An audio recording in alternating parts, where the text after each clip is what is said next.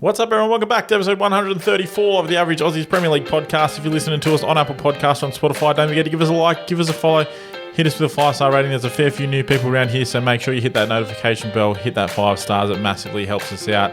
If you come across us on social media, don't forget to give us a like, give us a follow, subscribe, all that good stuff. Let's get into it.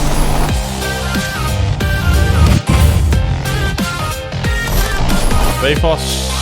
Mate.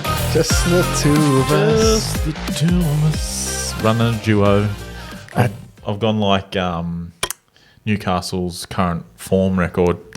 I've gone 2-4-2. Mate, we'll get it done. We'll get it done. We've got to give something to the people, you know. We're on a heater at the moment in terms of analytics for the podcast. So if you are new here, thanks for dropping by. Thanks for if you started following us and whatnot. If you haven't, make sure you smash it. Hit that noti bell so you know when new episodes go live. Beef, how was your weekend? Nice, mate. Really good. Chilled out at home. I think Saturday and Sunday, or Sunday arvo, I went out to our property out near Mudgee. Farm, mate, beautiful out there. Fuck, it was a nice night. There was no wind. Yeah. The moon was a waning gibbous. Oh, I love a waning gibbous. So it was under the earth, so there was stars galore. I always call them waning gibbons, but I think it's a monkey. No, it was really nice. I just went out and what are you running for the barbecue at the moment? A big excavator bucket. Yeah, so we just loaded up the fire in there and cooked some bacon and eggs early Monday morning. Oh, beautiful. It was a good time. So what were you doing? You were working? We were lining the walls with insulation, yeah, so I was fucking itchy on the drive home. Oh, yeah, I can imagine. I had my flannel on at the start of the day. Took it off when it got hot, and my forearms and my neck just covered in insulation because we were sawing it and to fit it in all the sheet, like behind the wall sheets. Yeah. Fuck. At least it's the newer stuff. The old stuff's fucking horrible. I was putting downlights in with Mitch the other day, and I'm like pushing through the fiberglass insert to get to the downlights, like the wire that Mitch is passing to me. He's like, you can go under the insulation. Yeah. I was like, I've just been digging my hand through this shit, bro. I like halfway through the day, I was like, fuck it, I'm so itchy. Are you guys itchy? And I was working out with my dad and his brother-in-law, so they're like 60, and they're like, nah, fucking, we're all right. I'm worried about it, mate. My dad's bricklayer, so bricklayer skin. Concrete dust for breakfast. I'm fucking office boy arms, and then on the drive home, Dad's like, fuck, I'm itchy. I'm like, yeah, see? You shut your mouth. Exactly. But no, good, mate. Good. Oh, very good, very good. What about you? Yeah, mine was all right. It was my daughter's second birthday, so it was give me a reason not to have to worry too much about the Arsenal result, which was nice. I could kind of just meander on through that day because, I don't know, bouncing on a trampoline. Yep. Classic, like my first dad moment of having to build something once they've gone to bed. Oh, yeah. It pissed me off. I was like, I was enjoying it, but I was like, that is big. Oh, it's massive. It's not a child's trampoline. So I've got a 2-year-old and I bought a 12-foot trampoline. I said to Paige, I'm like, I don't think I thought about how big a 12-foot trampoline actually was. She's like, you just have a tendency, like when you see 3 options and this like product comes in 3 options and there's the biggest one, you just buy the biggest one. Yeah. And I'm like, well, it was like an extra $30. Like, exactly. Why wouldn't I? It's worth it, but she'll love it. I figured there's other children coming, so there'll be plenty more. There's plenty of friends around. There'll be lots of bouncing happening. Mate, we're fucking dads now, aren't we? Oh, well, I was bouncing, hurt my neck. No joke. I woke up one day. I was like, I can't move. Yeah. And Ayla's favourite thing is for me to hold her while I bounce. Oh, okay. And it's like, it is a workout, bro. My abs are so sore. It's like jumping around with the sandbag. Yeah, it's fucking great fun. But yeah, nah. Yeah, other than that, it was a good weekend, mate. Good weekend. It's good, mate. So yeah, as we said, only 2 of us tonight. All the boys called in sick. Actually, no, we couldn't get any recruits in. Yep. Nudo's expecting a baby any minute. Any minute. Might be now. happening right now. Could be happening. That's exactly right. Could be happening right now. Jake seems to be sick or something every time Liverpool Something's lose. happened with work. There's always something. Someone's fallen in a trench this week. Yep. So he's had to get and James Craig's gone quiet since Liverpool have gone shit. James Craig has gone. Where is he? Awfully suspiciously busy all of a sudden now. Where's that been? Last year he was here every week. He did say to me, I haven't been on for a while. He goes, I'm keen to get back on. He goes, I've just been quite busy, but he's waiting for a W. He's waiting for a dub before he has to come back on, but fair enough. And Smiz, I think Smiz might be the busiest man in the world. Yeah. Might be. I think his missus was due on Saturday. Oh, okay. So he could be at the hospital right now too. He could also be having a baby right now as well. You said, can you go on the podcast tonight? He's like, I had to go to my mother-in-law's birthday. I'm like, that's a cover story. Oh, you know what? She's in labour for sure. Right? Yeah. He's probably had a child, and he's like, can't tell these. I've heard some covers, but mother-in-law's birthday on a Monday. Who goes to there? Yeah. What at max that would have been an hour at the RSL. 100%. Boys. On a Monday. Yeah. Like, do me a favour, Smiths, please. Every Newcastle loss, he's fucking absent. He's just gone missing. But the thing is, he's chirping, I won't say he's chirping, he's not chirping, but he does defend them wholeheartedly in the group chat when, like, even when we were talking about Eddie Howe last week, he piped up and he was like, I don't know what you're whinging about Eddie Howe for. I'm like, they're now only like 2 points clear of the drop zone. Like, yeah, you might be 6 in the Champions League. Don't mean shit if you're like having a relegation battle. Yeah, and it's because what's been a couple of years since the Saudi takeover. You'd think they would be top 4 every year. Yeah, you'd like City did. They've had enough time, surely, but you know, we'll let him go. Continue. I mean, they are doing all right in the Champions League, and it is only the start of the season, so gets a pass mark because he's probably your dad right now. We'll let it slide, Smith. Beefos, all right, let's get in this game. I did ask you about this before we started. Tottenham Hotspur to Manchester United 2. We were hoping Zach was going to come on and do a bit about this because it was a bit of a shambolic match. Mate, it was a circus. It was a circus, that game. I think we both stayed up for it. Like 11:30, saying this. Tough, bro. Back in the day, that you were cheering for that. I was like, early game now. Yeah. At like 10 o'clock, I'm like, I'm fucked. Well, back in the day, 11:30 was like, that's when you're really starting to kick up the gear at the pub. You're like, the 2 a.m. game, you're like, I'll stay up for it. But 2 a.m. game is good because you'd be getting home from the pub. You're like, let's flick it on and then fall asleep on the lounge. Yeah.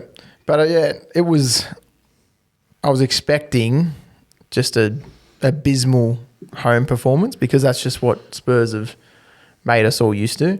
The first half was that, mate. So we just gave them the ball and let them do whatever they wanted for that first half. So the crowd didn't boo in the first half an hour, I think. You had a big win in the Champions League? Yeah, we won 4-0, which was good against Copenhagen. Yeah, you told me to put money on it, so I did, and then lost it all. I did. It's just league form. So I think, it is out in the last 20 league games at Tottenham Hotspur Stadium, we've only won 3. So that's crazy. Insane. But Thomas Frank has it, like, he's only won 3 of his last 16 home games. That carries over from Brentford as well. Yeah. But also, your home form carries over from Ange as well. Yes. It's like a culmination Massively. of 2 things. Yeah, that last 10, 15 games of last season where Ange just gave up on the league, it doesn't help the record. But I'm surprised that Frank doesn't cop more shit because of the Brentford and that Tottenham record, because where the fans come and see him is at home games, and his win percentage is so low. You can kind of understand the frustrations and the booing. I'm never a fan of booing ever because these are young kids. Like, they get paid $500,000 a fucking fortnight, but and again, you're not coming last. We're not coming last, so I think they need to realise that, like, we're not going to obviously win the title this year. We're not going to win the Champions League. We're going to go for the FA Cup. Yeah. Hopefully win that. And not finish 17th. Yes. So top 4 would be amazing. Top 5 and 6 would be decent. But Manchester United, like, you don't know what to expect. But the home game, I was hoping for a big performance in the first half after such a good home win against Copenhagen, but it just wasn't, mate. It was really, really depressing. A lot of back and sidewards passing. Reminded me of that sort of Nuno Conte era. Not much to talk about in the first half, to be honest. They scored. Buemo scored. Yeah.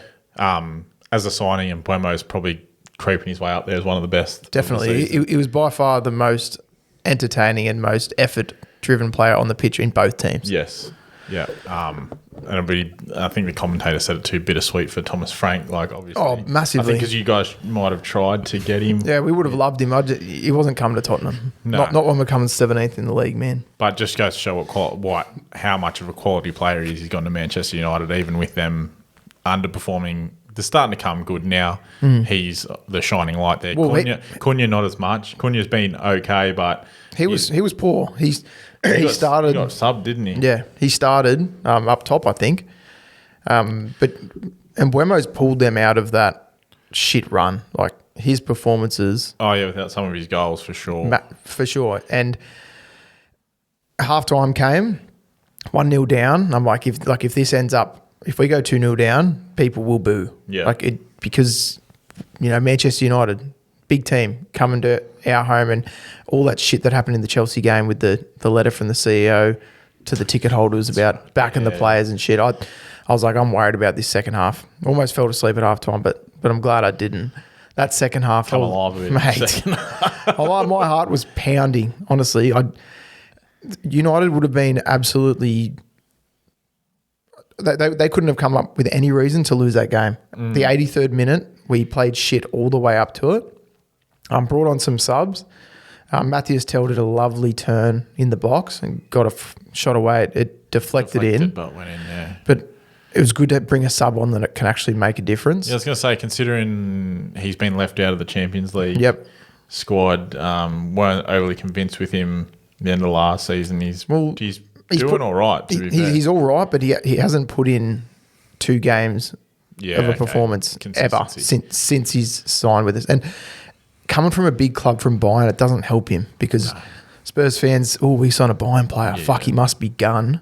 And he just hasn't been. He's very young. And, as you said, he's been left out of the Champions League squad, which is surprising, but good to see him come on and score a goal.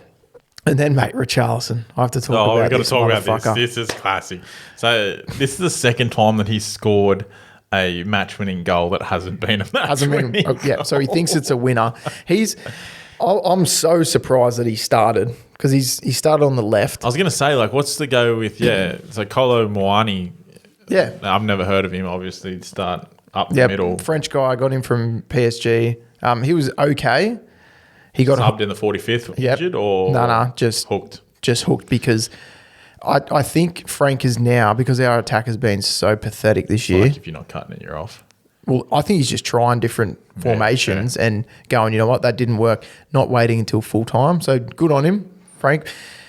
If we didn't go on to draw the game, I think he would have copped a bit of shit for starting with Richarlison on the left when Audebert is ready. Why not start a left winger in Audebert? Yeah. Audebert came on and got that assist. So Richarlison's goal, Audebert's hooked in, and would have been I don't know if it would have gone in, probably not, but Richarlison's put on a faint header. I think it was missing, in my opinion. I looked at it, because when I seen him first head it, I was like, this guy just taking numbers off old mate. But I think it was going to either hit the post or miss. I think his flick definitely deflected it. So one of the United centre-backs, I think whoever came on to replace Maguire, I think it was, ran towards the goal and then was just too slow in getting back onside, which kept Richarlison onside. He flicks it in. I think it was the 90th minute or so. Mate, he runs, Richarlison scored, runs to the corner and starts crying. And I'm looking at this guy. I've given him so much shit. Even as a Spurs fan, you like to back all your players, but I just cannot get behind Richarlison. Yeah, crying in the corner for a 90th minute. What he thinks is going to be a winner. Bro, there's still 6 minutes of. I know. It's not the last dying seconds of the game either. There's still a big chunk of the game. And we're not in good form. It's not we've got a really solid foundation and he scores a late winner and we're going to keep him out here. Yeah. I was just shaking my head. I'm like, what the fuck is he doing? I did not celebrate like we won the game. No? No. He runs to the corner, starts crying, takes his shirt off, probably points to his tattoo of himself on his back, looks at the crowd, and then he starts lying on the ground, hitting the earth, saying fuck you haters. There's been no there's always a bit of rhetoric in the Spurs fan base about how is Richarlison still. Yeah, I was going to say, what is the overall consensus from the media, the Tottenham media, with his celebration and whatnot? I think, the Spurs podcasts and shows I watch, they like his effort, which I do too. He started on the left actually in the Europa League win. Right. So when we won a trophy, he started on the left. So he hasn't played there since. Frank put him there. I was surprised, but he doesn't do enough as a striker. Like, he doesn't score goals. No. He misses about 3 headers a game. I was going to say, I think he had an opportunity before that too they put that ball into him and he missed the ball completely. I think that might have been the first half. He does that on the fucking regular. In the Copenhagen game. That's the thing. He got himself into such a good... It's like he split the centre backs and he's unmarked in the box and can't get a head on him. Like, he runs. He runs his ass off. He's good if you're playing a team that you just need someone to pressure the ball, and then you've got a goal scorer like, say, Solanke or Kulusevski that can do the finishing. His finishing is so poor that I don't know anymore that just running is enough for him to start. Maybe bring him on in the 80th when I was going to say we're flat. Yeah. In that Copenhagen game, mate, he missed 2 easy headers, and then Dane Scarlett, like one of our favourite sort of young players that only gets a chance at the end of Europa games, wins a lovely penalty, like a really, really good turn. He's on as a striker. He wants the penalty. He takes it off him. The commentator goes, hope Richarlison doesn't take the ball off him here. Takes it off him. Dane Scarlett goes like, fucking hell, turns around like, you're kidding. Richarlison misses. Oh, my days. Misses the penalty. That's if you looked up Richarlison in the dictionary, you would get that clear. Yeah, so there was the hangover of that with him not being a sort of team first player. Like, we're up 4-0. Yeah, give the fucking kid a penalty that he earned. Yeah, go for it. But so I don't think he will play once Solanke and Kulusevski come back. I was thinking that the other day. When is Solanke supposed to? Still a while. Kulusevski trained on grass yesterday for the first time. I'm excited for him. He was so good last season. But I don't see where Richarlison will play because Colomani, it's better having an up and comer like that could build into a goal scorer than just keep playing Richarlison. Does Simmons go to the left? Nah, man, he was good in the 10. So where does Kulusevski go? On the right. I think that's where he used to play when he signed with us. We only put him in the 10 because Maddison was injured last year, and I think Maddison went on a bit of a shit run too. So Kulusevski would go in there, but we're best with Xavi in the middle, I think anyway. Solanke up front. I don't want to say Otterbeer on the left because he's still hasn't proven himself. Done much. But he's better than Timo Werner. Yeah. So I can't complain too much. But that's also not hard. No, fuck no. The other thing I want to speak about just quickly is punchable heads. Brennan Johnson. Yep. His head is up there with the Bruno Fernandez's. I'm not going to say John Joe Shelby doesn't have a punchable head. John Joe Shelby just has a funny head. He's up there with one of those heads. You know, I think some of the facial expressions I see come out of him, I'm just like, that's. He's a very like a emotive kid. Yeah. He looks like a kid. Like when he took that touch when he was in on goal and then kicked it out. His face was like, I was like, what the fuck? It might surprise you that he's one of the most frustrating players for Spurs fans. Really? I thought he was like one of his favourites. No. So a lot of the fans don't want to see him start. But this is the thing with Tottenham's attack. Whoever doesn't start, we go shit that week, and then everyone's calling them to see. Exactly. It happens every week. So happens in a team when you're struggling, I think. But Johnson, he's frustrating, but he can score a goal, and last year he was our highest goal scorer. So I do like to see him in the team, especially with Kulusevski not in there. But anyway, getting to the end of the game. So, Zach said he finished the game with 10 men. He did. So, was it Delit? I think it was Delit. Couldn't finish the game. But it wasn't him because he scored the... Who was it?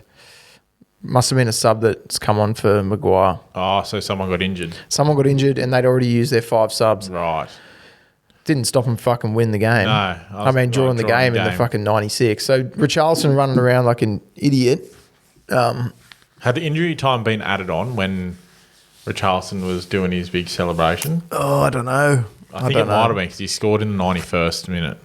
All right, so it already been... Yeah, so you're already into it. Yep. And I think they equalised in the 90...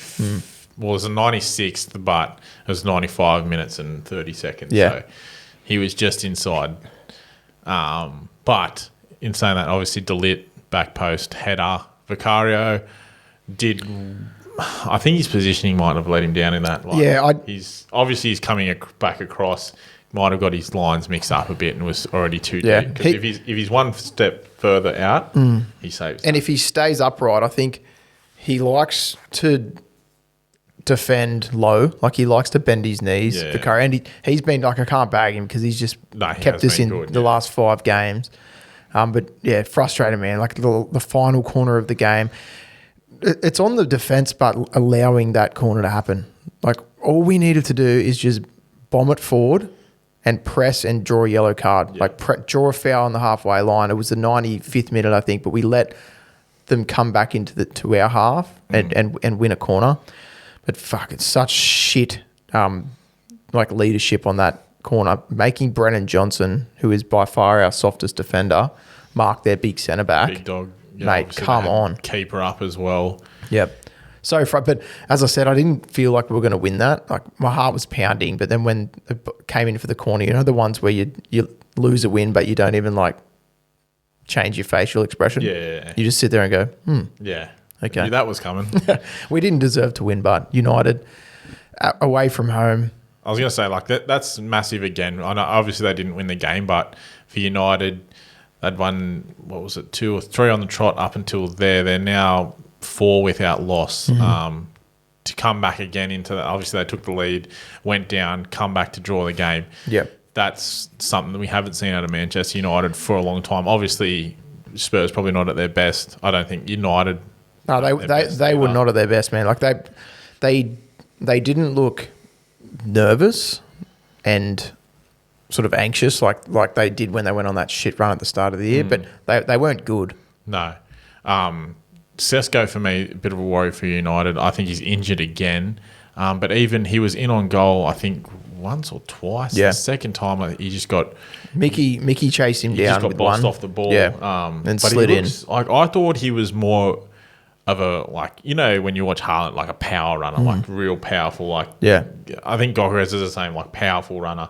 Like, I thought that's what Sesko was, but he looks really gangly and, like, all over the shop kind of when he was, like... And it just looks easier for someone to boss him off Yeah, he did. He looked low in confidence. Obviously, he's only a young kid. Yeah. But he didn't make an impact. That's for sure. No, not at all. And now, obviously, injured. I think I read hamstring. I don't know if it's true or not, but that's a bit of a worrying sign. Obviously, Cunha's not at his absolute best. They've got Mbeumo there. Diallo's playing well. Midfield still has a bit to be desired. I think Fernandes had good moments in this game, but he was caught lacking a bit defensively for a few of the... I think one of the goals, actually. There was... The Mbeumo was the only standout player. Pep Sarr played well for us, big engine, especially when we came back into the game. He can receive the ball going forward, or he can win the ball in defence. Love him in there. Like, he's got to start every game for me. But it did look like two teams that... Trying to find their way. Yeah, and just know how inconsistent they are. So... Nothing's a surprise. Yeah. Like, them going ahead or going behind, both of the teams were like, yep, it's just what we do. I was going to say, fair result for both teams, obviously. I think that takes Manchester United now above Liverpool. Yeah. That's and you wild, guys are still in 4th. Yeah, I don't know. Well, our away form is how we do it. Yeah, like, we don't win at home, but then we win every away game. Away form, that's fucking mental. But it's, like, I would have taken that. I predicted a 1-0 loss, which it almost was. But... I'd take a draw. If we can draw our home games and keep winning away, then we'll stay in the top 6. Sets you up nicely for the... Well, going into Christmas anyway, sets you up nicely too. Yeah, I'm fucking worried about the North London derby, but... But also, we didn't mention no loss before the international break. I know, again. Mate. That's not bad for you blokes. Yep. That's 2 now that you've gone into the international break without a loss. The curse is gone. It's been lifted. But yeah, fair result, I think. Yep. I'll go to this game now. Sunderland 2, Arsenal 2. As I said, had the fortunate I was lucky enough that it was my daughter's birthday that day. So I watched the game. Obviously, I started watching it probably like 5:30. But when it got, obviously she got up, so I was like kind of not skipping through it, but just getting through it.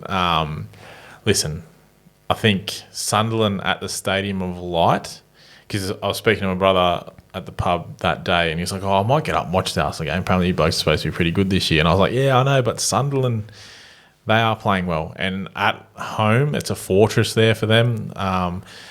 It's not a fixture at the start of the season you'd drop points to, but now, no, 100% not. But with the form they're in, I still didn't think we would have dropped points. I thought performance-wise for Arsenal, definitely not our best, especially that first half. We again, another European hangover. I'm not trying to make excuses or anything, but injuries are playing a massive part. Obviously, you had Mourinho up top again because he's the only person we've got left. Martinelli's out. Gyökeres is out. We don't have any strikes, but so Mourinho goes back up there. And I just think from how we've been playing all season with Gyökeres up there to then go back to Mourinho, it definitely changes the dynamic in the way we play. I will also say Sunderland did a great job of the dark arts, if you want to call it, like putting the ball out of play, like making it niggly, stop, start and play. And I thought it's a massive result for them, man. Yeah. I thought we were doing all right to kind of handle that. Obviously, they went up early, like 36-minute ex-Arsenal player Tom Ballard scored.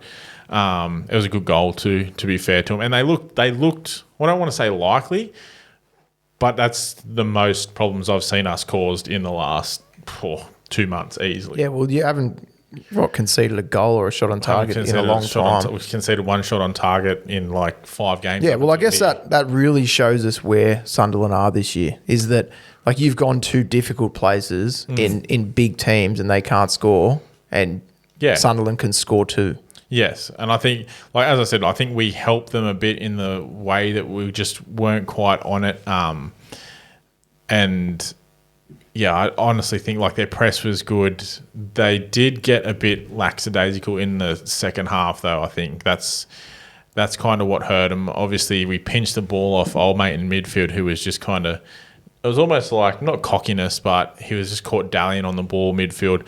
Declan Rice wins it back, finds Saka, and he slots one home. I don't think he should have had the right to score from that angle, but him being the player that he is, slots it in. So he can get surprising power off his shots for a smaller guy. And like I think more to the angle, like the keeper maybe has a question to answer for Sunderland, considering he's been good. He was good in that game too. Made some good saves. Then Trossard puts an absolute fucking worldie into the top corner. I was celebrating after that. I thought, all right, we're on here. We can just cruise to this victory. I knew it was going to be a slog to get to the end, but I thought after the performance I've watched in the last, couple of months that we had it in us. But yeah, with the momentum of the game, for them to go ahead and then for you to go ahead, you think you would have.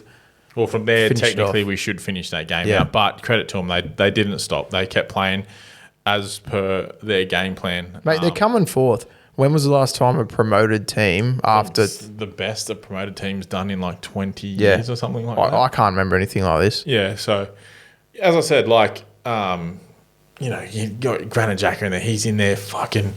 to be fair, the refereeing was poor both ways. I'm not going to say just to us. I thought the refereeing was definitely not the best showing.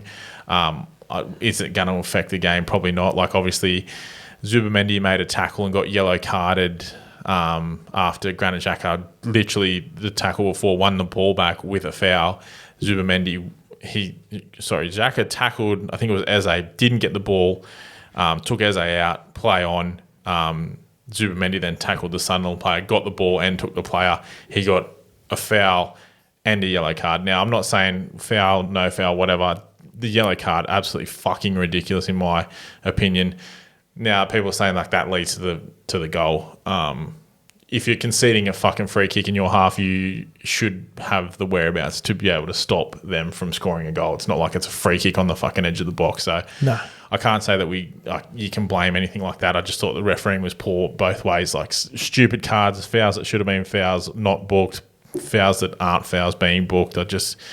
that Ronaldo that was marking Saka, he could have had about 5 yellow cards. I don't understand how he got to like the whatever minute he got to without fucking getting one. Like, just shit like that. It was kind of annoying. Granit Xhaka also could have had a couple of yellow cards. So, but it is what it is. Credit to Sunderland. Like, they come out, they're making the stadium like their fortress, and it's fucking raucous. Yeah, like, it's great loud. to see. I'm looking forward to playing there. I think it holds like probably 30,000. Yeah. You'd think it's like 80,000. Honestly, it was. I can't believe I tipped him to go down in 20th spot. I think. But bro, I think everyone did. To be honest, I don't think anyone's seen Sunderland. No one's seen Sunderland going on this run. No, that's for sure. Obviously, they made some great additions. I think they spent like a substantial amount of money when they come up. So, fucking credit to them. I think I'm going to enjoy watching the Sunderland Newcastle massive. That'll be. It's good to have someone up there too, so it's not just the same. Yeah, 6 teams every year. I think that'll be cracking because I think they have Newcastle that are, especially at home. Oh mate, it'll be an absolute. Is it soon? Belter of a game. I don't know, Mate, they'd want it to be soon. Oh, for sure. How confident would they be? For sure. So going into the international break, hopefully when we come back, we have Gokresh back. We might have Kai Havertz back. We might have Erdegaard back, Madueke possibly as well. So all massive ins. Would you say that this is worrying? This worries you at all with City 4 points behind? Think the performance doesn't worry me. I thought we did well to come back from 1-0 down, take the lead. Poor defending to finish the game out. I think, and I obviously didn't mention this either. It's been spoken about on all the in the nose and stuff like that on Twitter. But Sunderland moved the advertisement. I saw that. So surely that's not allowed. Well, I think it might be. Like, I don't know if it's allowed within the rules. Yeah, I think it probably can come to a certain distance before you can't. But then there's no issue. Then it was dark arts shit like that. Like, you got to use every play in the book. Like, Mikel Arteta's come out like the start of last week saying like, they use AI to. For training purposes and stuff, which is like what you should be doing. Fucking oath you should. All the dark art shit that Sunderland pulled out, obviously we got fucking... It's just gamesmanship. We got battered for it last season, but we're not Sunderland also. They're coming up. They're fighting for their lives. That's right. You have to find an edge. And at home against the team that's going for the title. There's nothing wrong with that. Massive for them, yeah. That will be huge. So Sunderland versus Newcastle, it's in 5 games, 15th of December. Fuck, that'll be all right. But yeah, all in all, I think not our greatest performance, but we didn't lose. That's the main objective. I just don't want to be losing games. I think you said before, does it worry me? This doesn't worry me. City worries me. I think City are coming into some really good form, and it'll be us and them duking it out because I don't think they're stopping anytime soon. Yeah, Doku and Haaland are just so hard to stop at the moment. Fucking into that game then. Manchester City 3, absolutely fucking dog walked Liverpool. When was the last time that fixture blew out? Yeah, not for a while. It's been, and you'd expect to. Obviously, Liverpool had a massive result against Madrid during the week. They played it really well. Yeah, it was a really good game. Liverpool played exceptionally well midweek against Real Madrid. Whether you can blame that on a fucking European hangover, I mean, City had Dortmund too. So, but yeah, no, Liverpool just never even looked in this game. Like, not even close, to be honest. Erling Haaland, you can't stop the man. Like, he didn't even mean to score that goal. That's when you know you're fucking going good. Did you watch any of that Erling Haaland self-doco? The vlog. Yeah, it's good. So he's the same, similar to what James Maddison did. He started his own YouTube channel just called Erling Haaland, and he gets his mate to follow him around with a camera, but he has dinner, goes shopping. It's really good. I love watching the day in the life of the Premier League stars. Yeah. It's just so how the other half live. Yeah, but it also refreshing to see that they're human and the way that they interact with shop staff or interact with physios and medical stuff. Staff, it's fucking great, man. So if you're into that stuff, watch it. It came out a couple of weeks ago. It's called A Day in the Life of Erling Haaland. He goes to some local butcher or something near his house speaks to the people about what cuts to get. There's a funny scene where she's like, all right, there's these 3 cuts.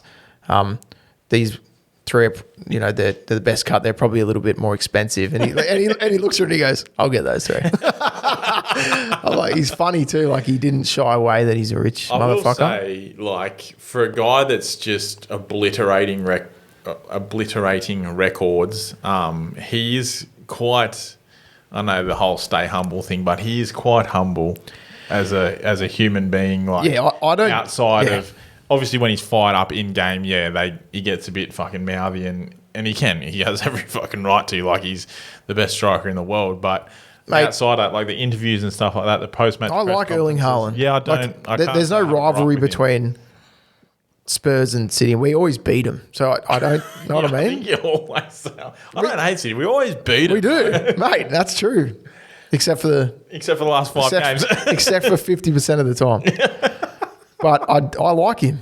That's why when I saw that video, I'm like, I'm going to watch this, and I watched the whole thing. Yeah, no, I might have to have a squeeze, but yeah. Like, he's not bad. Like, exactly. He could be an absolute wanker, but he's not. Yeah, he could say, I'm the fucking best. He could be Cristiano Ronaldo, but he's not. He's, he always speaks about team performances and, the records are good and he's proud of himself, but it doesn't mean anything if he doesn't win the game and all that stuff. Like, so he's 1 goal off. He's going to, if he scores in his next game, he'll be the fastest player to 100 goals by about, I think it's 20 games. Yeah. He'll beat Alan Shearer by. Like, that's monument. That will probably never be broken again. No. And he doesn't have, like, yes, City have a super team, but he does it through his hard work. Like, he doesn't have De Bruyne and Bernardo Silva and then behind him anymore to just put the ball. I do hear you saying that. I heard someone mention that, this is, if Pep Guardiola does go on to win this league, it'll be his greatest victory because he's had to do a rebuild. I think that's a bit of a stretch. Like, I wouldn't call anything you do at City a rebuild. Mate, he's not struggling. That's what I mean. Like, it's not like he's just been, like, he lost Kevin De Bruyne. He lost, who else? Like, I mean, Rodri's been out for the season, whatever. He could be back after the international break. I think he lost some defenders and whatnot. Yeah. Like, but it's not like he's had to go on, like, start from scratch. This team come like 10th. He's not playing with Wolves' team. No, like, it's not a fucking rebuild. Like, yeah, he'll enjoy it. It's only because they've been going for a shit run of form. Yeah, but that's why I do respect Haaland, or I don't dislike him, because it's not like he has the world's best 10 and world's best wingers. No, beating the team and just passing in the ball. Yeah, they're not. He's not scoring tap-ins. Nah, that's for sure. But in terms of, what did you make of Virgil van Dijk's disallowed goal? Did you see that? No, didn't see it. You'll have to tell me. Oh, surely we can get a fucking... How did you not see that? It was the talk of the town, mate. I can't, it's not even on here. It's on fucking Stan. Just talk me through it. I watched the goals. I didn't watch the... Robertson was offside. Yep. Van Dijk heads it to the top corner. Robertson ducks out of the way. He's classed as being offside because he impedes the goalkeeper. Now, everyone's arguing that... he wasn't in the keeper seen the whole way. The keeper was never impeded because he dived the right way. He just couldn't get there, which I agree with all those things. I think it's very hard when it's in close proximity like that, because technically I think if Robertson stays standing and doesn't duck, it hits him. And if it hits him, then that's something the keeper has to think about. Even though he's offside, he doesn't know he's offside. So the fact that he ducks, the ball is going in his path, to me, that would say... I think it's contentious. Like, if I need to show you, mate, those ones where there's an offside player that might obstruct the goalie's view, they could go either way all the time. You see them going in. In some games, there might be dead rubbers. It might be 3-0, and you're just like, oh, that's no goal, and then they just go. Well, because I think what people are arguing about was Liverpool were given one against City last season. There's history. Yeah, there's an ex-girlfriend. This is probably not going to fucking load. That's right, mate. I can. You've explained it well. I'm saying. Well, I just think because it's like literally Van Dijk's heading from the 6-yard box, Robbo's offside on the near far post or whatever. He ducks out of the way. I get where people are coming from, saying the keeper's seen it the whole way, but I think if he stays standing, it might hit him, and if it hits him, then he's going to impede what happens in the play. So it's something for the goalkeeper has to think about. So in my opinion, I think, yeah, it's okay. I know people fucking hate that, but I just think that if it's going to make the keeper question his decision on where this ball could go, then that's what the rule's there for. And people are saying it has. I think the rule is something like it has to be a deliberate movement towards the ball. Now, he makes a deliberate movement away from the ball because if it does hit him, he will be offside. So, look, I can see both sides of the argument.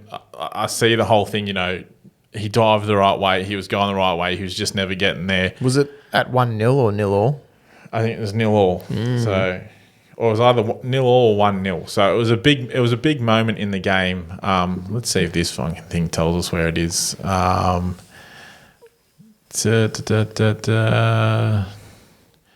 Dijk nodded in from Mohamed Salah's corner, but the flag was raised against Andy Robertson, who ducked away from the ball in front of Juan. So it was in the first half. Yeah, so... Mate, as I said at the start, they can go either way. Sometimes I'm surprised they give them.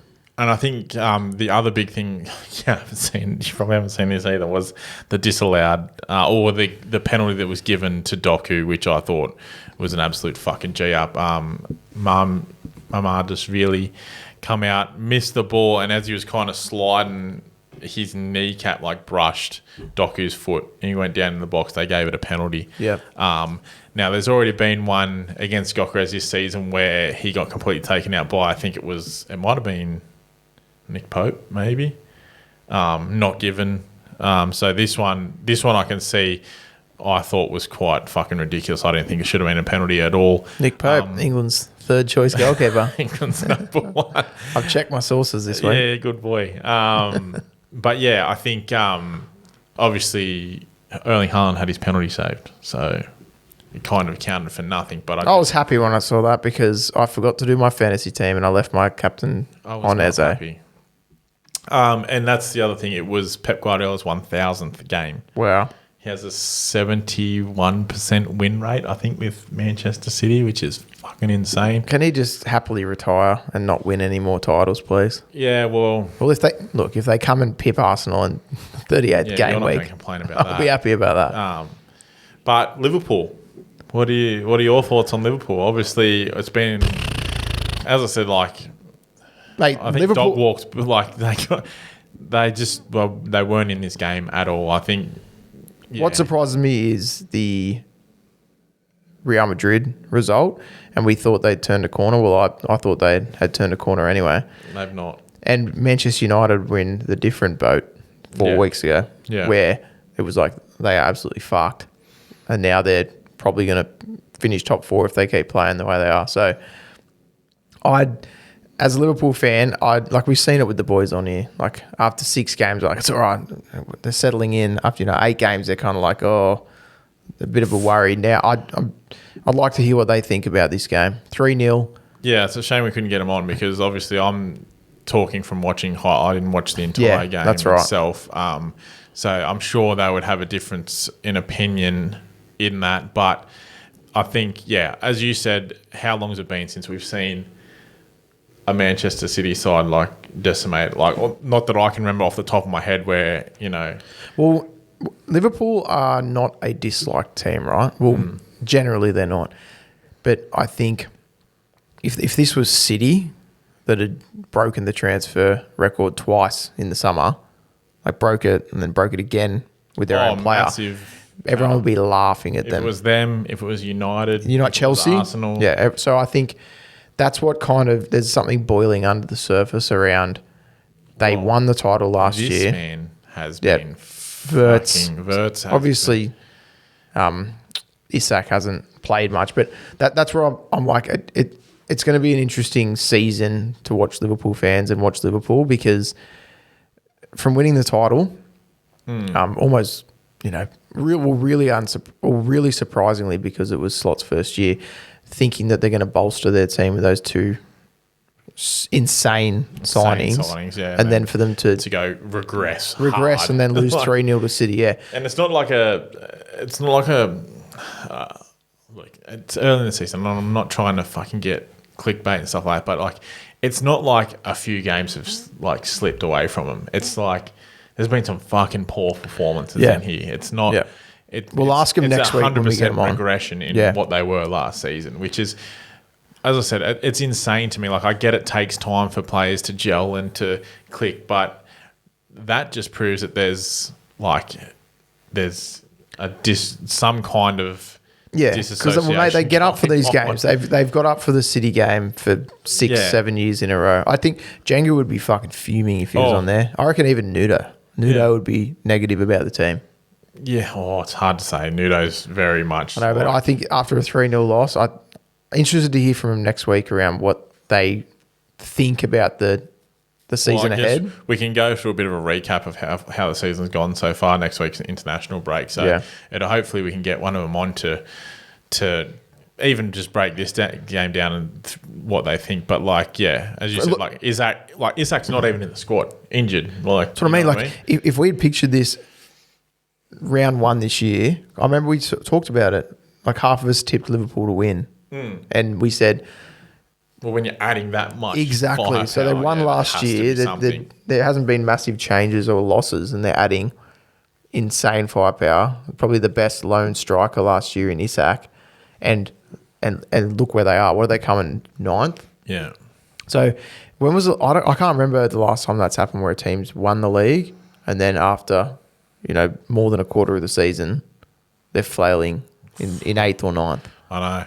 And you compare that to, I'd say, City, who really, they spend a bit of money but haven't gone insane with signing and stuff like that. And just absolutely flying. Like, obviously it's taken Pep a while to get a workaround for whatever was going on there, but I guess it helps too when you got a striker that can just fucking score even when they're not trying. It makes a massive difference. So I was very surprised by that result. I thought Liverpool for sure would have had a few goals in them at least to try and give something to this game, but whether it would have been if it was at home for Liverpool, whether it's a different story, possibly.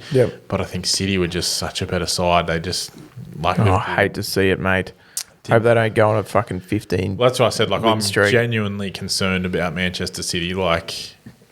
It's almost like PTSD of fuck. Oh, it is, mate. Here they come again. What did we have to suffer through 4 years in a row? Yeah, and not last season, the season before, it was literally City just hunting us down because they did the same thing. They started kind of average and then we were on top for so long, and then that's right, they came through straight past us. So, as I said a couple of weeks ago, it's important for us to try and gap these sides, and that result at Sunderland, not great. As I said, not dropping all 3 points, but games you probably want to be winning, and you're looking at fixture lists, planning ahead. That's the one you want to be winning. Yeah, well, it could be.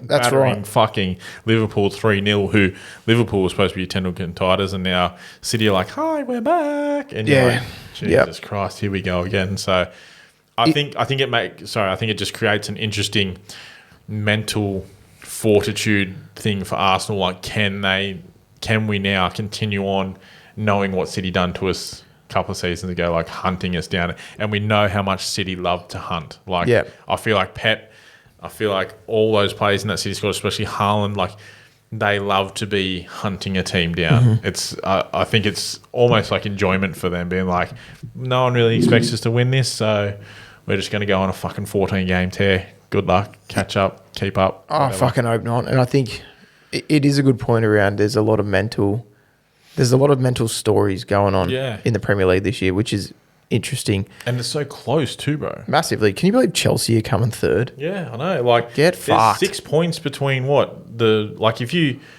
if you lose a game, you can be 9th and someone can go into 2nd, you know what I mean? It's crazy. So there's 3 points between 10th and 3rd. Yeah, this is prime. I think I was saying the other day, prime Barclays. Yeah. Oh, mate, it is. It is. It's what you want, really. As a fan of football, definitely. As a fan of us being Euro snob Premier League fans, it's what you want to It is. see. It's what you get up early in the morning. I think it has a little bit of a different. There's something a bit different going on because Arsenal are on top. Yeah. And you're known to something go wrong. Come on, don't be bringing that up. No. But if it was We've listen. been so nice to each other all episode. What I'm saying is that the mental storylines. If it was City on top, different story. I feel like people are going, it's a good season, but it's City. Yeah. Who's going to stop them? But if if Arsenal do push on through the middle of the season, then that will be a good story as well. It is funny you say that because everyone's saying now it's gone from like, you know, it's funny how a week in football can change people's like, you know, a week ago everyone was like, listen, Arsenal look amazing. Like who's out there that can keep up or stop them kind of thing. And now like we can see 2 goals against Sunderland, City win 3-0 against Liverpool, and it's like, well, the games aren't won, the title's not won in November. Like what are Arsenal doing? Like they could get like hunted down. Like we know what they're like at Christmas. It's like, where were you blokes like 2 weeks ago? That weekly roller coaster is why we can do a podcast. Yeah, it's true. It's because each week there's new shit to talk about. Yeah, that's a good point. There's so much going on this season, man. I just wish we were fucking not shit because we could be up there with you. We're in 4th. No, we're in 5th. Oh, well, close enough. But you're only like 1 win out of like being 2nd, are you not? That's what that pisses me off. But because if we just won a couple of those home games, imagine if we were 2 points behind you guys. Anyway. Yeah, imagine if it was like, you know, Arsenal 2 points, Tottenham 2 points, City 2 points, like whoever. Like that's when it's like, as much as I don't want it, like if it comes like close. February, March, April, and it's still like that, insane. I don't think it will because I think about how good Arsenal have been over the last 3 years. And as I said the other week, where I feel, that's me touching wood, I feel there's a difference in mentality around this club. Like, I'm not saying like the other 2 seasons we were bad, but you can just tell that these players are like, even in that game, as I said, like just they were trying to fuck the game up. They were trying to make it hard. Stuck with it. Just it's something different. It's like a mental coming of age where it feels like, as a neutral, because I don't go for any of those top 3 teams, but Arsenal are now the top team. City, and if they can win like a top team, I think you mean. Well, they will. They're the team to beat. That's right. Arsenal were. If it was City versus Arsenal, it would be like I back City. Yeah, I think I know. I'm backing Arsenal like every game. 3 seasons ago, when we were on top, everyone's like, well, they probably shouldn't be on top. Can they stay there, kind of thing. Now it's like they look like they. Yeah, and you've got quality all over the pitch, and you've got depth when there's no injuries. Man, how the fuck? We honestly can be the only club that signs 2 amazing players for every position and then lose half of them in the first 10 weeks. It's like, how the fuck do we manage that? The story to tell as well is you've just dropped points at Sunderland, but there's no real like bad feeling or banter coming towards Arsenal. No, and touch wood, and thankfully there's not a massive consequence at the moment with drawing that game. It might be in 6 months' time. We'll be like, well, remember that draw against Sunderland? Yeah. But you can't tell until you get there. So no. We just got to and Sunderland come 4th. Yeah, we've got to keep taking it game for game. So, mate, it's just another weekend of amazing. I think Dano brought a good point up about Everton 2, Fulham 0. He said they're finally back to winning games that they should be winning. And I kind of said, yeah, well, Fulham is shit. And he's like, yeah, that's my fucking point. And I was like, well done, Dano. Like, yeah, it is. That's actually right. Like, Everton should be winning these games against the teams that are lagging if they want to stay in that. I think that's another good win for them. I think Everton at home are looking like a. We beat them 3-0 there last week, but which is but you know what I mean. Like, probably not expected to win that game. No, I think they do feel different. Like, yeah, we flogged them, but they don't feel like just that 3-point team that are going to come 15th. No. There's something about them this year. Yeah. But it's 1 win, so they might fucking lose 3-0 next week. Well, and I think it just harps on Dane's point, as he said, like just winning the games that they should be winning, which is a good point. Like West Ham United, a massive win over Burnley too, like down in that relegation zone. There was couple massive games down there this week. Obviously, Nuno getting the chockies over Burnley is massive for them. Callum Wilson back on the score sheet. I haven't seen him for a while since he left Newcastle. So that's huge for West Ham. Massive. They won 2 in a row now. They didn't look like winning a game all year. Absolutely not. That's right, for sure. Nuno, doing it again. Fuck. He's a good manager. He is. He's a good manager. It's a great pickup by West Ham. Smart bit of business, really. Chelsea obviously got the win over Wolverhampton. Wolverhampton are in all kinds of fucking trouble. Mate, let's just check what they're on. They're on 2 points after 11 games. Yeah. Horrid. Going down for sure. Their goal difference is 7 scored, 25 conceded.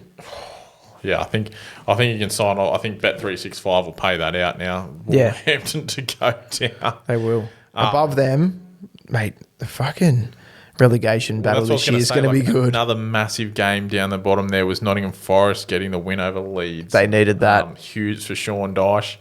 Another good result for him as well. They're on 9 now, so they would have been on 6. Slowly starting to lift. And then the other one I want to talk about, we spoke about at the start of this podcast, Brentford 3, Newcastle 1. Obviously, Dan Burn red card. But Newcastle are just so inconsistent, so hot and cold. I don't know what the answer is for them, really. Like, they're now, 2 points above, what are they on? They're 14th. Yeah, but they're only 2 points clear of relegation, yeah. Which is crazy considering they're 6th in the Champions League. Yes, they lost Isaac, but they filled that with Walter Mata, who's looked like he's been quite good. But yeah, they went. I'm pretty sure they went 1-0 up in this game. Yes, let's see when the red card was. I do know Dan Burn got a second yellow and a penalty. Say that he was okay with them this week, like after that loss? No, this was before. Before that, yeah, because you can't be losing 3-1 to Brentford. Like Brentford seem to be getting a couple of decent results in. So. I don't know how. Thiago scored a hat-trick and I had him on my bench. Yeah, right. We scored 2. Yeah, Dan Burn red card in the 73rd minute. So, I mean, yes. Okay, it did change the game. Scored straight away, and then obviously the penalty late in the game. But yeah, has the Saudi money, or do you think the Saudi money has making a difference? They need time, obviously, around PSR and all that shit. But I think you said they got bought out in 2020 or 2021. So if they got bought out, then obviously they start the season after. I'm pretty sure because they got bought midway through the season. So I guess realistically it's been 3 years now since they've been properly under that management. They've had a few big changes in there. Whether, he might be on something there, might be playing a factor, like trying to do things the right way, trying not to do a City and just try and bend the rules in their favour. But yeah, I don't know. They made the Champions League last year, didn't they? Yeah, they're in the Champions. They're in the Champions. They're 6th in the Champions League at the moment. They're doing really well in the Champions League, but their league form is woeful. I know all about that. Eddie Howe's just going to bomb it, and he's going to win the Champions League. Well, that's the thing. I don't think they're going to win the Champions League, but they could go on a run in the Champions League. But they're into that doesn't mean shit if you're fucking, as I said, if you're languishing down the bottom of the league tables. They're in the final 8 for the League Cup, so they might be going for that again. Yeah, they won that last year. They're in a cup final or whatever, quarter final or something. But I don't know. But not good. You'd be thinking, like, Schmidt would be hoping for top 6 this far into the season. As I said not to 15th. him, I think maybe, because I said I expect more from Newcastle United. I expect more from someone who's like Eddie Howe being touted as a great manager. I'm not going to say that he's not a good manager. I don't think he's a great manager. I would have expected him to do more in terms of signing players. Like, obviously they struggle to get talent up there. Yeah. It's an interesting. That's what I said to Smitty. I said I expected more out of Newcastle, and he said, like, well, I don't know what you expect. Like, we're 6th in the Champions League, blah blah blah blah. And I'm like, yeah, but you've got the Saudi money. I think maybe you Newcastle fans are just scarred from being relegated, and being mid-table and doing well in the Champions League is like a treat, like a luxury for them. I don't know. I don't want to sound condescending, but you know what I mean. Like, it might just be like, well, we've been relegated, so anything's better than that. They might be a bit apprehensive to not go all in with, okay, now we're Saudi back, we've got to finish top 4 every year, because once you play that hard line, yeah, and I think it's tough to go back on Smitty, he's very much in the case of this season. He's like, Europa League's fine for me. Like, if we make Europa League, do that, which it is for Newcastle. But to me, like that. For a club that is a decent sized club, that has been backed by a lot of money, that has had decent players, who has a good manager, should be your ambition should be much higher than I'm happy to make Europa League. Yeah, I guess. But that's why I'm coming like, is it something to do with being relegated? And it's like, well, if you've been relegated, you'd understand that being here is fucking fine. It might be a point. I think, they appreciate just being in that top 10 discussion. And Fair enough. I find that an interesting point. At the moment, I think they're not going to finish above City, Arsenal, Liverpool. No, fuck. So maybe Europa League. He's form, happy with that. Lucky to make top 10. That's what I mean. He's happy with Europa League because there's only one spot left. Liverpool are shit this year, but if they turn it around, there's only one Champions League spot, right? For all the rest of us, for us, Chelsea, United, Newcastle to all fight for.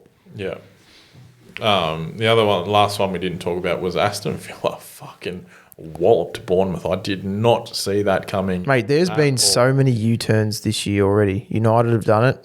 Villa have done it. Massive one, yeah. Who else have done it? Nottingham Forest. Well, no, they're fucked. U-turn. West Ham. They've run two on the trot. U-turn? I think they're doing a 3-point turn.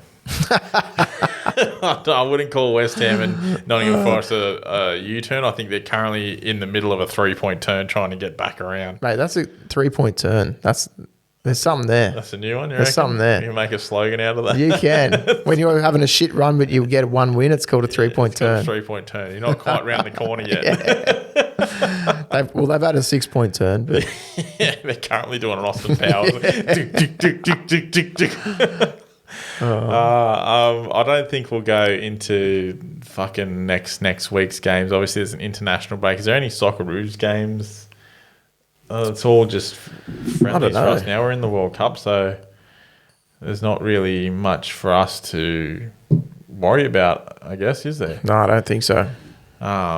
So international, I fucking hate this international break. Mate, as well. So many of them. Like, it's just unnecessary.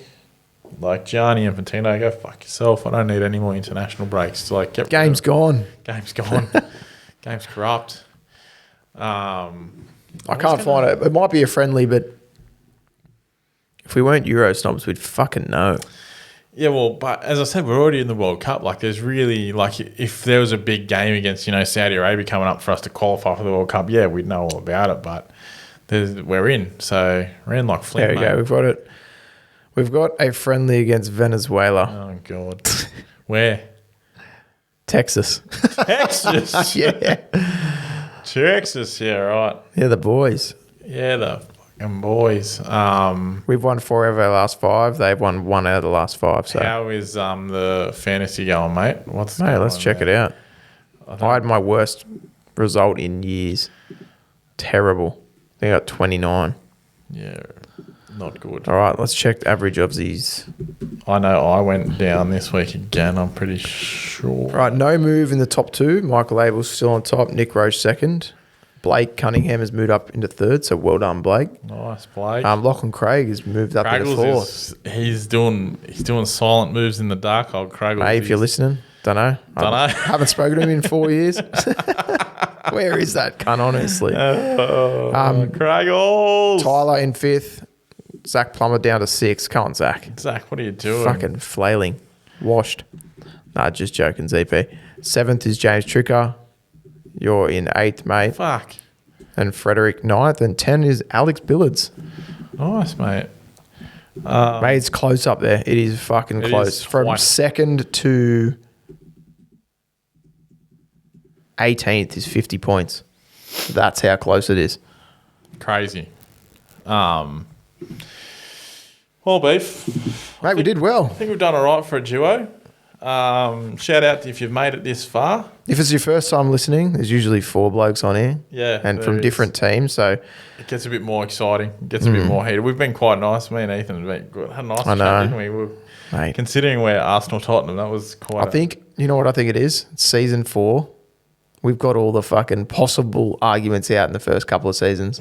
Now we're just fucking... it's all been said. Every now and then there's a heater when someone's going good, someone's going shit. Obviously, I would say you're probably one up because you've won a trophy, so it's taken a massive. You're the only panel member to have not won a trophy while the podcast, so thank you for reminding me. So you might get one this year. If you don't win the Premier League, one of those playing the way you are, one of those cups, I reckon you'll definitely make the League Cup final. I hope so. I hope we win. I'd love to win an FA Cup. I love winning FA Cups. I think most successful FA Cup team in England. And I think winning it, I don't know how you feel, but because you're winning and you're the best team in the league, winning a cup while you're on top may be a bit better and feel better. I was actually going to say, I would, in good form, I would love to know what it feels like to do a double or, win 2 major trophies in a season. I feel like that was the ultimate for a and especially fan. The League Cup because it's during the season. So you could win a trophy, party, and keep playing to win the league. So that can be almost a hindrance, though, don't you reckon? If you win, I don't think so. Maybe if you're like a Newcastle. Yeah, well, from my memory, I can't think of anyone really battling for the league, and then they win the League Cup, and then they drop from first down. No, can't think of it. But yeah, as I said, if you are new here, please don't forget to give us a follow, give us a like. Hit the 5-star rating. Thank you all for listening. We've had a few good spikes in the last couple of weeks, drawing attention from somewhere. So, yeah, we appreciate everyone that listens to this dribble. What are we, episode 134? 134. So, in 16 episodes, we were just talking offline about doing another live stream. Yeah. So, if you weren't around for the 100th episode, it was raucous. Go find it on YouTube. There's 4 mics here. We built this purpose-built podcast table, but I think there was 7 of us around it. Yeah, we had a few mics. Fuck, it was good. Shit. It was hot in here. And how long were we on the piss for? We did start way too early. I think we started Was it an 8-hour video on YouTube? 8-hour live stream. I think we started at 4 and finished at 1, 2:30. Oh, my heavens. So we were just saying how good would it be if it lines up for a Socceroos game midday on a Saturday. Oh, we're versus dreams. Fucking Argentina or someone. Oh. Yeah, we will. It's obviously been quite a busy year and a half. Well, you're gonna have a child in a week, so fuck. How you're gonna keep it going? I don't know. Yeah, that's a good question. We could be on a fucking little bit of a holiday for a week or two. Mate, I could chair one. I reckon now. Yeah, I've listened to the intro. Could do it easy. Maybe you should do the intro next week. Yeah, I'll give it a go. Just for a bit of practice. That'd be fun. Yeah. But you should have a couple of weeks off when you child. You should definitely do it. Well, listen, if I'm just around home and nothing's doing, of course I'm only down the road. True, that's why you moved here, right? Yeah, that's right. For the podcast. I love chatting with the boys. It's a good part of my week. No, it is good. Tuesday night, 7 p.m. Good way to fucking, get off a load of steam from a week or an impending week of doom. It's only a couple of hours. It's not like you're fucking off to the pub 2 days in a row to watch a World Series. And it's good to talk to your mates, everyone out there. If you are out there and it's good to talk to your mates. And if you are a mate that is worried about another mate, go and talk to them. Just have a chat. Pick up the phone. If there's a mate you haven't spoken to in a year because you had something going, message them. Message them this morning. That's right. Have a beer. Say, how you going? What's going on? What are you up to? It's cathartic. It's good for you. We're not even sponsored by BetterHelp. We just fucking give out our own advice. But BetterHelp, if you do want to jump on board, feel free. Mate, now we've got a couple of spikes. Getting over 100 listeners a week. Might have to start sending some marketing emails. Exactly. I reckon we pick a brand that's right on point. Like Pilot. Oh, shit, yeah. Like for 30s-year-old, same. 30s-year-old men. Bundy, BetterHelp. Bundy won't. Bundy's. Fuck, how good would Bundy be, mate? Oh, shit. But there's heaps of affiliates out there that we can jump on board with. But there's those brands that really target 20 to 40-year-old men. We're in the space at the moment where we can kind of start asking brands whether they say yes or no, but we have what they call it, staying power, I think it's called. Yeah. We have a dedicated follower fan base. Thank you, legends who listen every week. We get the same or more streams a week. So we're in a pocket where we can start putting feelers out. Whether we get anything is another question, but we'll get around to it. But what I was getting to is obviously it's been a busy year or a couple of years. So, we did the live event. What was that, last year? Yeah, I think it was... Like the live stream, the actual live event. It was April 2024 we did that. Yeah, okay. So we will do something like that again eventually. I think so. Doing stuff like that is good. Northo Hotel. Yeah, 100%. We're mates with the guys that own it. So stuff like that. Live stream we'll get around. The live streams are probably the easiest one for us to do. I was talking to the boys, merch hopefully coming out soon. I'll start working on some stuff for that. So there's stuff in the works. You just hang around. We'll be here. You're not going to be busy or anything? No, not me, bro. Just renovating a house, bringing in a new child into the world. That's it. Christmas coming up. Just all the fun stuff, man. But you need sleep. What's that? You could sponsor us. Cocaine. Is that a brand? Yeah, Jenga. Yeah, it's Jenga. Jenga can sponsor us. Oh, shit. Anyway, I guess we should wrap it up here. Biscoff.